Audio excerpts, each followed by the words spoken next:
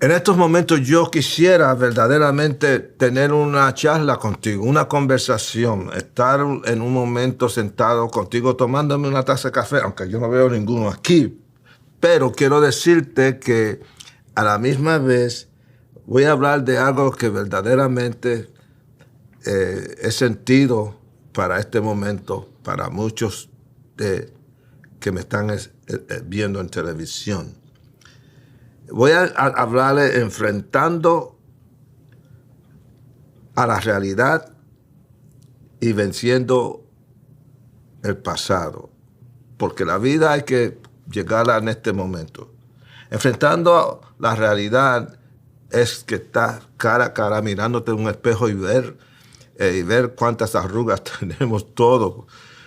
Porque 80% de lo que vemos en el espejo es realidad, pero 20% no es verdad. Se ve a veces las arrugas pequeñitas, pero empiezan a salir, entonces uno empieza a envejecer. Entonces cuando llegamos a confrontar nuestra cara en ese espejo, podemos ver que hay cosas que no nos gustan. Hay cosas que guardamos internamente que nos pueden matar emocionalmente, psicológicamente y sobre todo espiritualmente. Pero yo voy a hablarles sobre una persona que se va a identificar y conmigo yo me voy a identificar con esa persona. Y esa persona viene de un lugar disfuncional. Disfuncional quiere decir algo en la vida que no está bien, algo está mal. Y quiere decir que no funciona bien. En Jueces, capítulo 11, un hombre llamado Jefté viene de un antecedente muy disfuncional, pero se convierte en un héroe nacional. Esta es una historia fantástica. Esta es una historia en la cual uno se queda pensando, pero ¿qué es esto? Jefté está en un salón de fama. Es famoso en un salón de fama de la Biblia, en Hebreos capítulo 11, versículo 32, el capítulo de los héroes de la fe. Ese era Jefté. Y eso fue solamente tan rápido que pasó esta historia, la cual muchas veces no comprenden. Y entonces, ¿cómo consideramos a Jefté? ¿Cómo lo podemos considerar? Jefté, un hombre de fuerza, carácter e integridad. Así lo van a conocer. Miren lo que dice en Jueces capítulo 11, versículos del 1 al 6. Jefté Galaíta era esforzado y valeroso. Era un hijo de una mujer ramera, una prostituta, que es la palabra correcta. Y el padre de Jefté era Galad, pero la mujer de Galad le dio hijos, los cuales cuando crecieron echaron fuera a Jefté, diciéndole: no heredará en la casa de nuestro padre porque eres hijo de una mujer.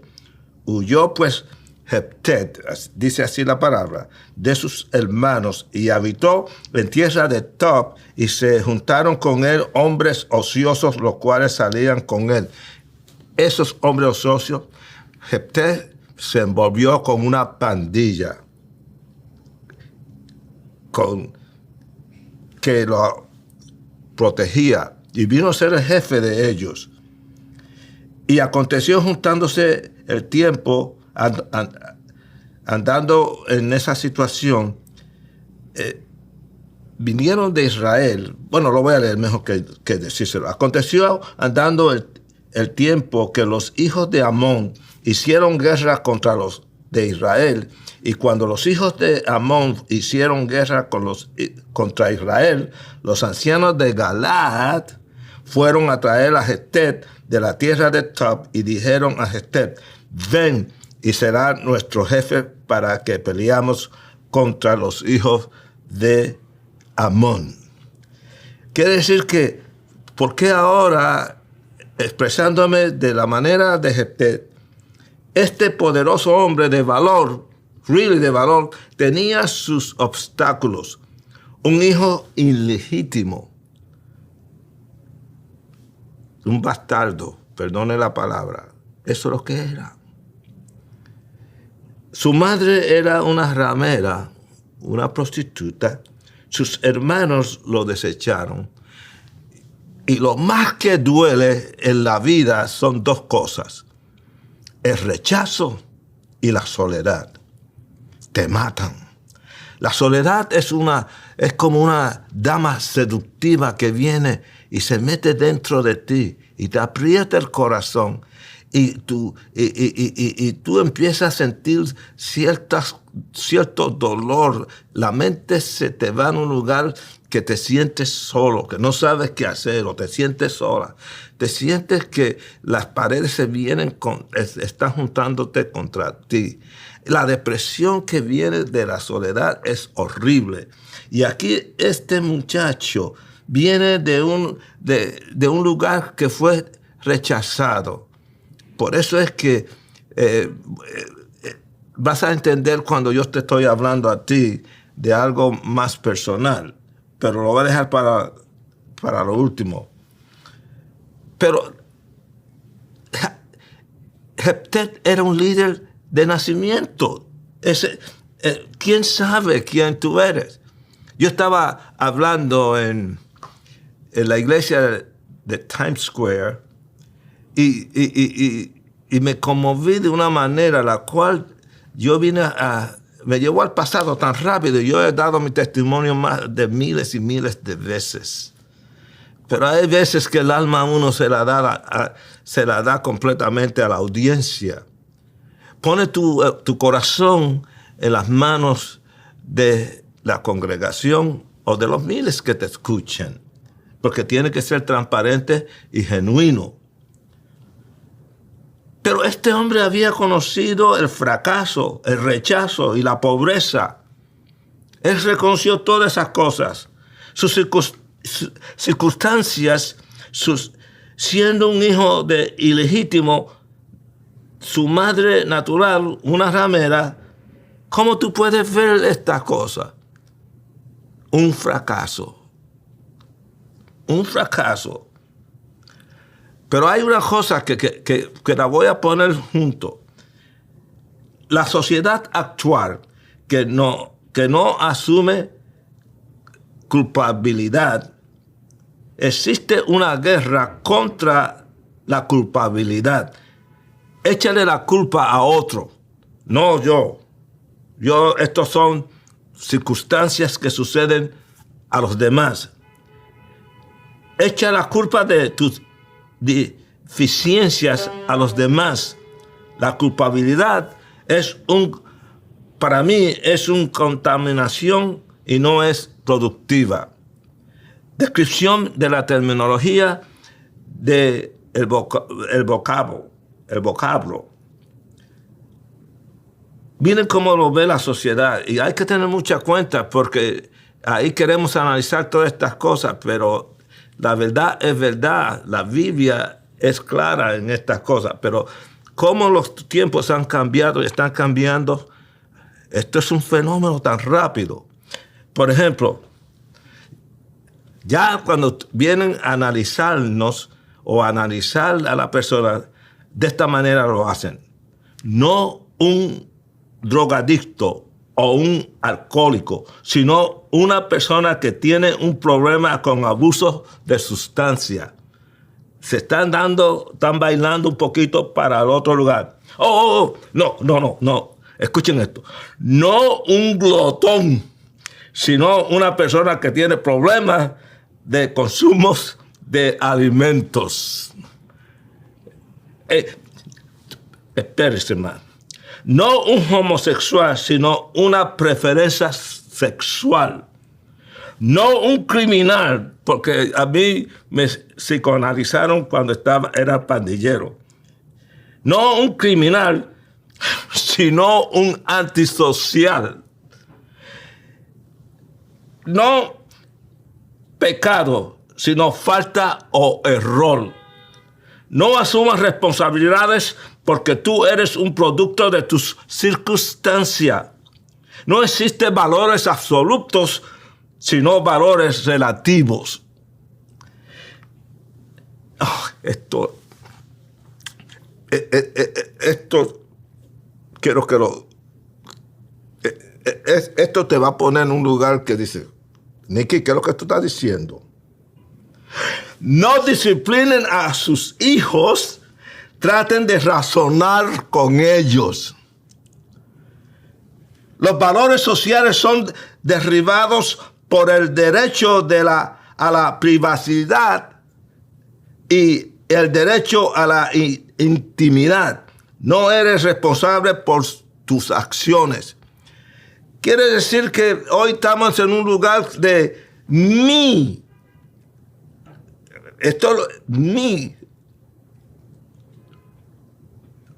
ología sobre la teología. Oye, el español mío está un poquito fuerte, pero yo me como la R. La familia disfuncional siempre ha existido. Siempre ha existido.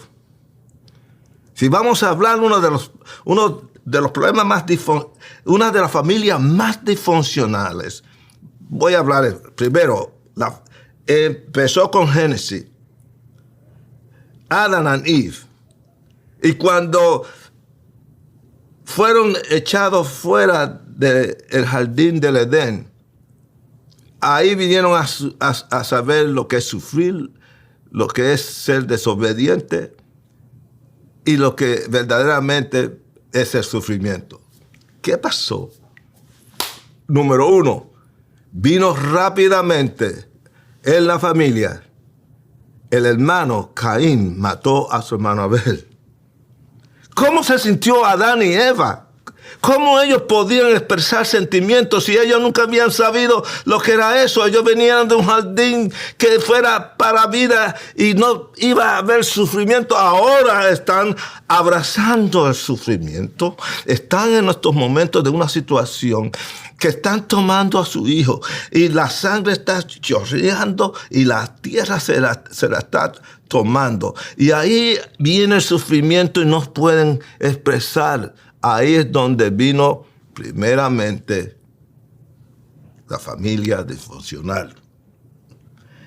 Y el libro está lleno de tanta gente. El rey David. Si viene a ver, el rey David tuvo problemas tan serios de que él no sabía cómo tratar con esta situación por su pecado. El pecado es que nos separa de Dios.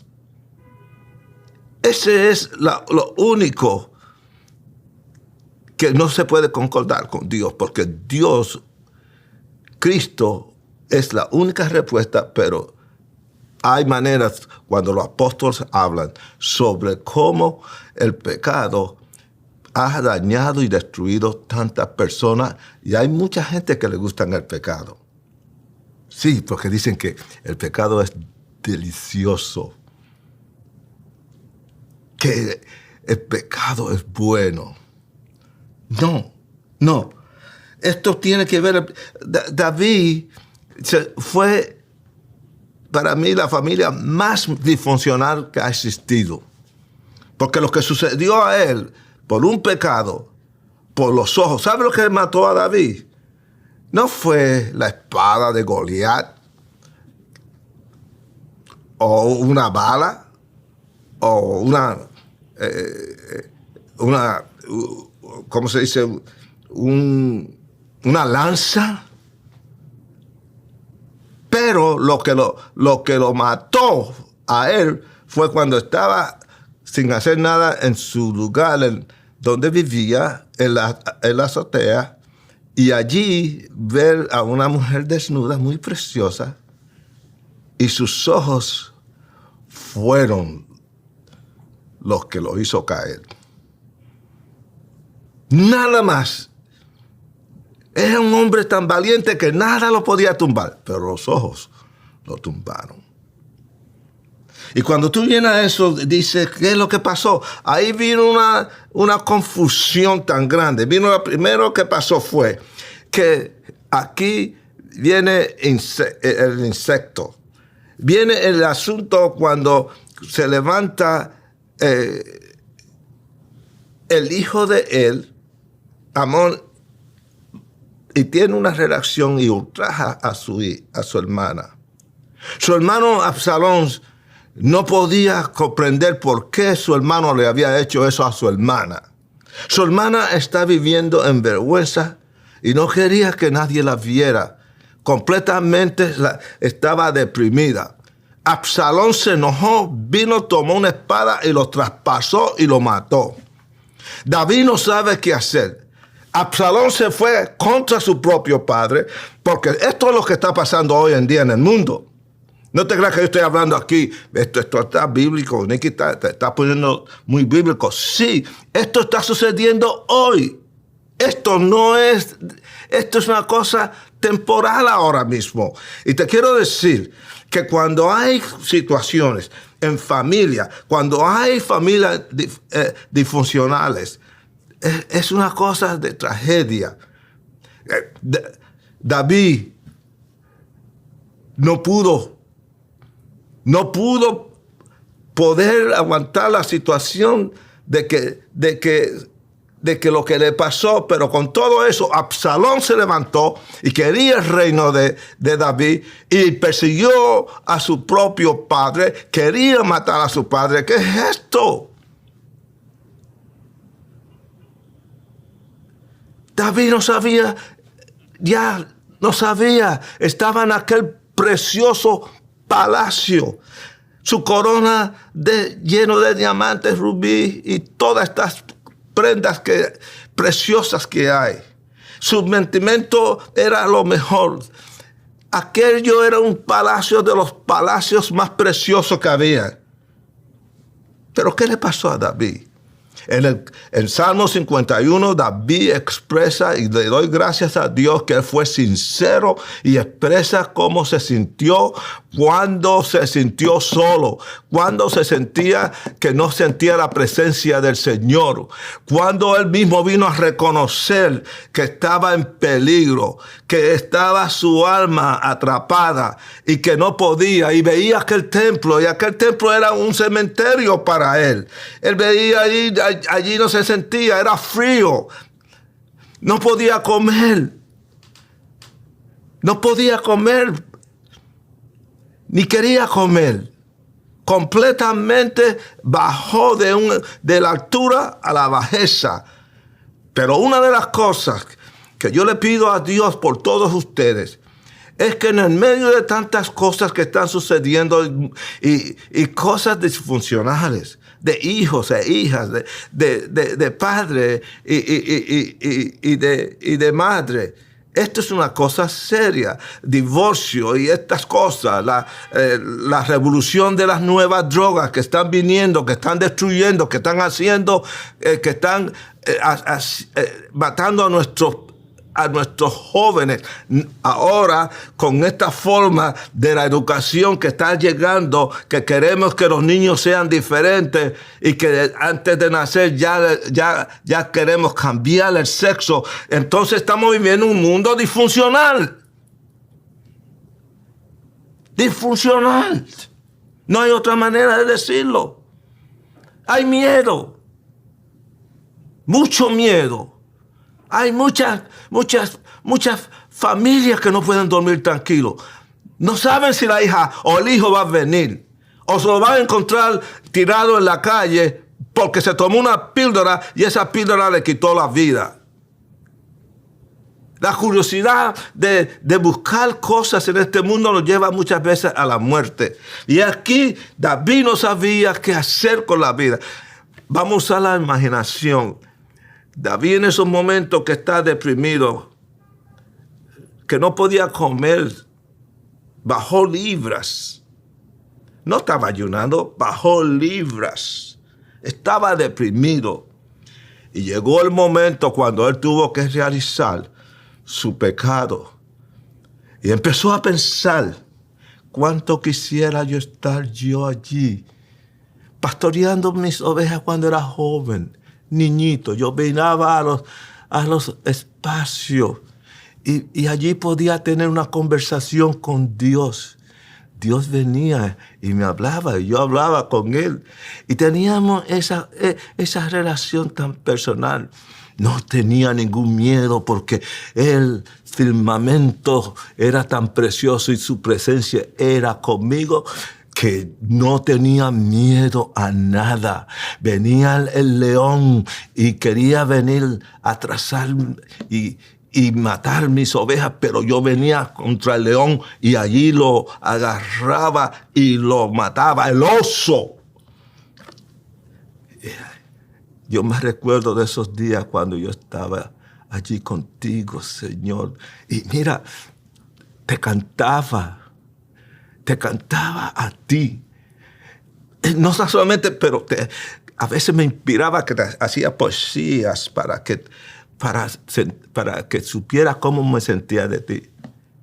Cuánto quisiera estar yo en aquella casita donde yo vivía con mi papá y con mis hermanos. Cuántas veces en el frío mi papá se ponía contra la puerta, mi mamá seguía y después mi hermano mayor y yo era el último. Y en aquella casa que estaba fría, allí yo podía sentir la presencia del Señor. Y aquí estoy, desbaratado físicamente y espiritualmente. Pero una cosa, y gritó, una cosa te pido. Es un grito, una cosa te pido, por favor. No quite tu Santo Espíritu de mi vida, porque ahí está la vida, ahí está el poder, ahí es donde está el discernimiento, ahí es donde uno se siente seguro, ahí es donde Dios te habla en tu conciencia, en tu corazón. Bueno, ya me voy a alejar de este asunto. Y te voy a decir otra cosa.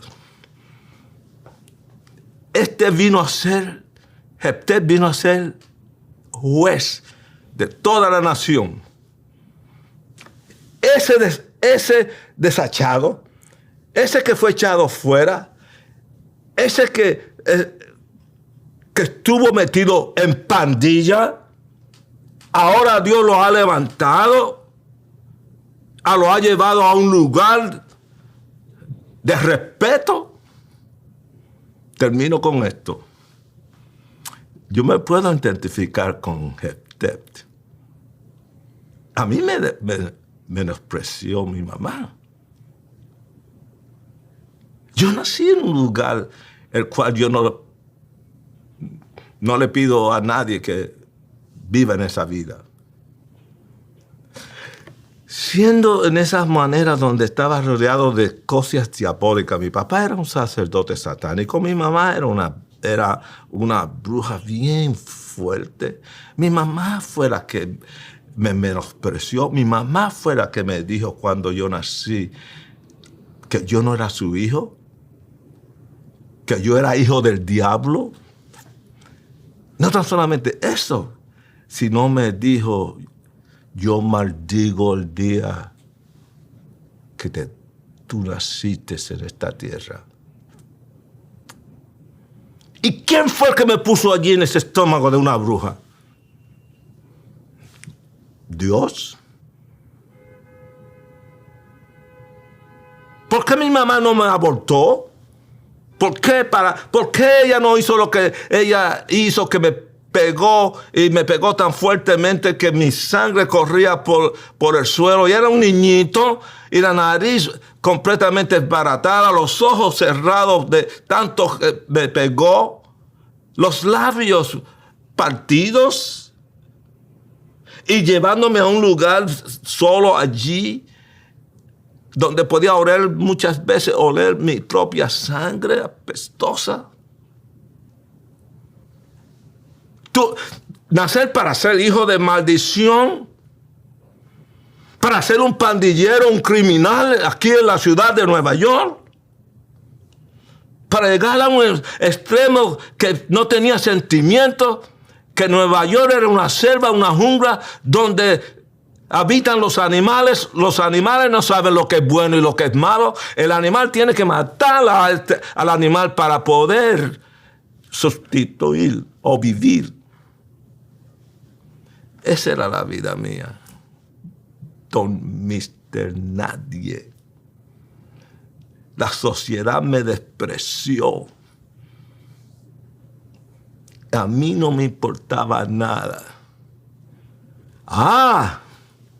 ¿Será posible de que el vientre de una bruja que me trajo al mundo de los vivientes, Dios reconociera el primer grito cuando salí del vientre de ella? Aunque yo no entendía cuando estaba en los crímenes y las manos mías estaban llenas de sangre en las calles. De una familia disfuncional, 17 hermanos y una hermana. ¿Por qué el diablo no se metió con todo y lo destruyó? ¿Por qué mi mamá no los destruyó a ellos? ¿Por qué estábamos poseídos de tantos espíritus malos? El olor de la sangre, el sacrificio de animales. Un niño sin futuro que me quería ahorcar cuando tenía 9 años. Que me puse una soga en el cuello porque ya no podía más. Y era un niñito. You're talking about una familia disfuncional. Esta familia era diabólica. Miren, de aquí corre la sangre de mi padre, el sacerdote satánico. La sangre de mi mamá, la bruja. ¿Y sabes qué? Qué bueno es Dios. Ok.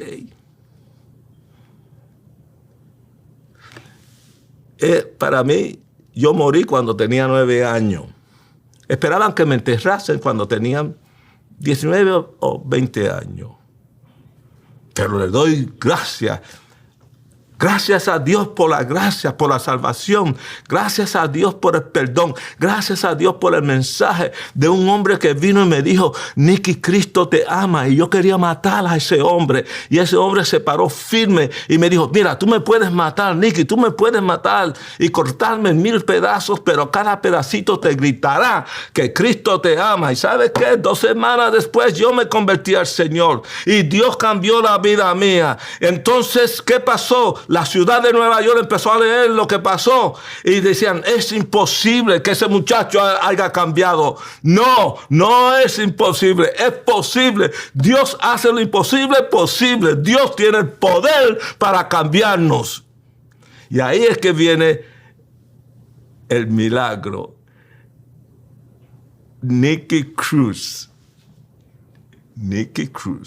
le ha hablado a más con los labios míos a más de 50 millones de personas. He escrito 17 libros. Aquel niño, aquel bebé que salió del vientre de mi mamá, que no me quería, pero Dios me quería. Dios tenía un plan más. Así es. Yo voy a enseñar mis músculos, que tengo poder para sacarlo del infierno y traerlo a la gloria. ¿Y sabes qué? Me siento contento que yo sé para dónde voy a ir. Y soy guerrero. Voy a ganar almas para Cristo. Soy transparente. El que tú ves aquí, ese es Nicky. Y nunca voy a cambiar porque Dios ha sido tan bueno. Me ha dado una buena esposa. Me ha dado 4 hijas. Me ha dado 10 nietos. Y para cerrar esto, mi mamá, yo la traje al Señor. Se convirtió al Señor. La perdoné. Y nos perdonamos. Y pedimos perdón a Dios. Espérate.